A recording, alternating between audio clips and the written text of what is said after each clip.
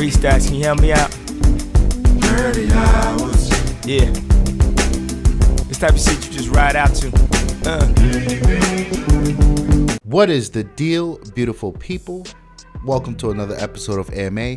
How this works, you leave your question in the comment section down below and we will answer it in upcoming videos. Today's question comes from Aryan and he asks, I just want your opinion on a video posted named Surface Killed Lumia's kind of video. I just want to say that nobody's talking about Google killing Nexus.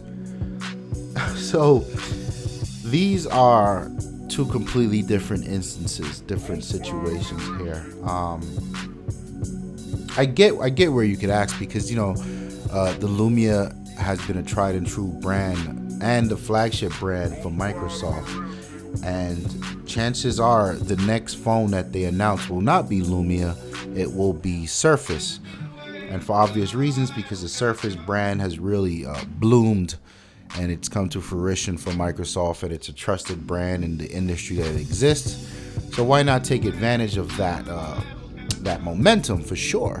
And of course, there's been plenty of rumors about a Surface phone, yada yada yada. So yeah, and Google, as we learned, which I'm actually waiting to get my hand on that Pixel, the Nexus is seemingly dead, and Google's phone is now called Pixel, and that left people with a lot of questions as to what the hell that even means, what's going on over at Google. So let's look at the Lumia versus Surface thing first.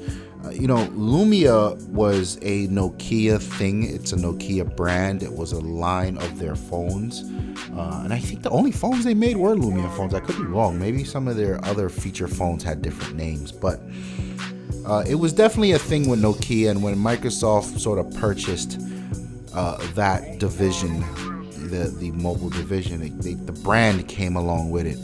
And for a while they championed it up. You got the Lumia 1520, you got the Lumia 950, and whatever budget phones or mid-tier phones fell under that. And it was what it was. You thought of a Windows phone, it was a Lumia. You didn't say, is that a Microsoft phone? No, that's a Lumia.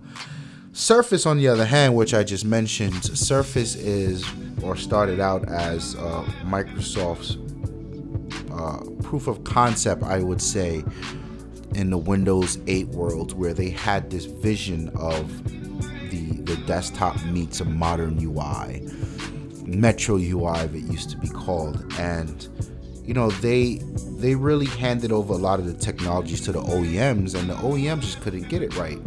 They didn't want to mess with it, they didn't believe in it. So Microsoft just took it onto themselves and made their own first-party hardware, and that's pretty much how the Surface was born. And now, like I said earlier, we're looking at a world where a lot of the Nokia employees that came over with that acquisition has been laid off. That division's been closed, and obviously they kept a lot of the patents in the tech because Microsoft is still at it in the phone world. They're going to be coming back very shortly. And we do expect it to be another first-party Surface branded device. I don't think it killed it. I think it was just part of the business for two reasons. One, if you're gonna get rid of all that Nokia stuff, then just get rid of it all, including the name. And then two, the Surface, there's two really strong brands that Microsoft has right now, consumer-facing brands, I should say. One is Surface and the other is Xbox. And I don't think it would be right to call the phone Xbox, because Xbox is synonymous with gaming. So the only way for it to go is Surface, the Surface phone. They could just not call it anything. It could just be a Microsoft phone, but these things gotta have a name, and I think Surface is definitely the place to be. But this is all happening within Microsoft themselves, and I say that to drive home the idea behind Nexus and what Nexus really was.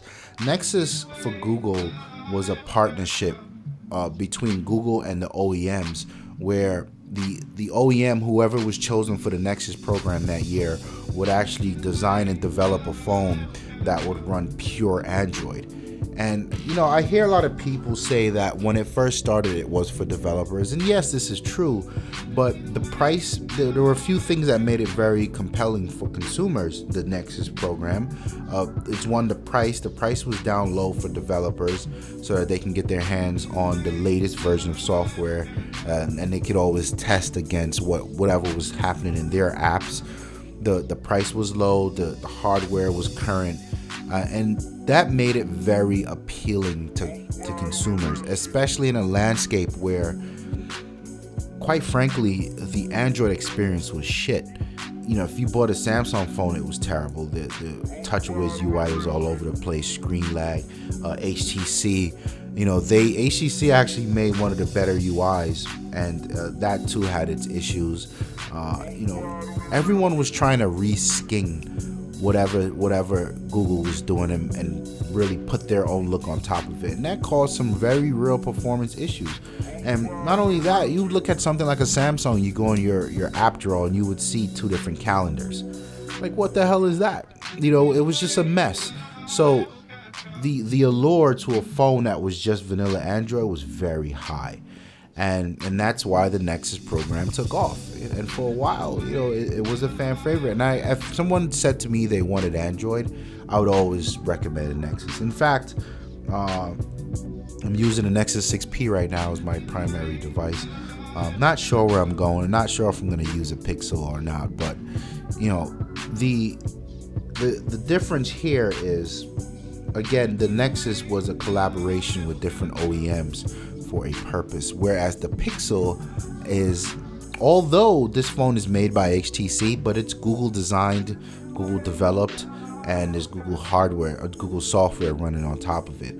And this is something that's very new for 2 reasons. One, there are things that exist on the Google Pixel that do not exist or have not yet been delivered to any of the Nexus's device.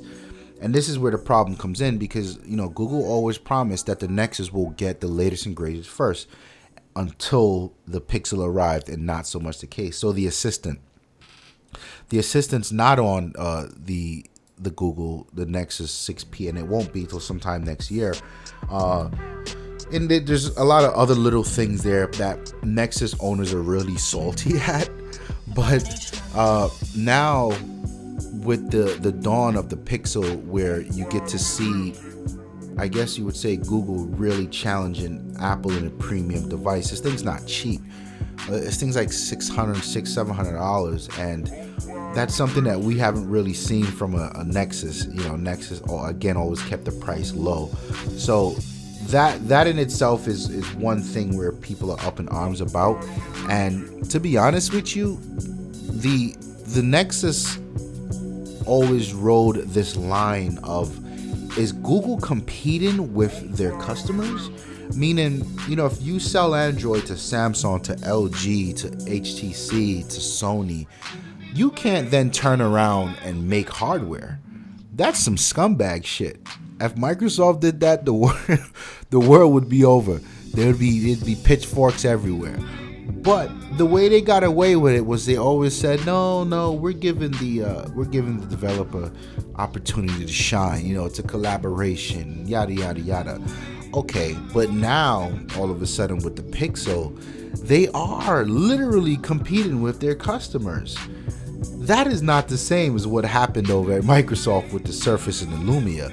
This is a whole different animal, and I am waiting to see how it will be received. There's rumors that Samsung for a long time has been wanting to break away from Android and go with their own Tizen, but I don't see that happening. I don't know what people like Sony's gonna do. You know what? At this point, I would tell Sony to just get your life together and go back over to Microsoft and make some dope-ass Windows phones. Help save Windows Phone. Make Windows Phone great again, goddammit. But yeah, this is very interesting. I don't agree with what Google is doing 100% because of how much they rely on their customers and their OEMs. kind of leaves a bad taste in their mouths, and I don't know how they'll get around this, especially someone like Samsung who sells devices in the same price range. This is going to be very interesting. But yeah, thank you for your question. I hope you enjoyed my version of the answer. Like the video if you like it. Don't forget to subscribe. Plenty more content coming. My name is Ramon. I'm out of here. Peace. From the deep forest into the sun.